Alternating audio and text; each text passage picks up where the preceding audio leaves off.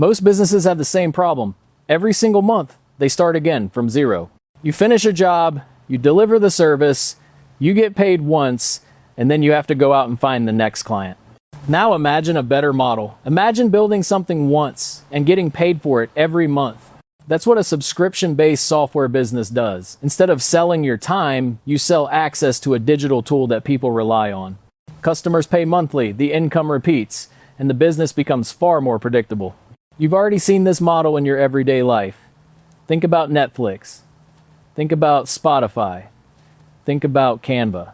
They don't sell one-off products, they sell access. And because customers stay subscribed, those businesses can grow faster, plan better, and scale more easily. This is why so many entrepreneurs are moving away from one-off services and unpredictable income and towards subscription-based software. It creates stability, it creates leverage, and over time, it creates freedom. In the tech world, this model is often called software as a service, or SaaS, but you don't need to remember that term. What matters is the idea. Build something valuable once and get paid for it again and again.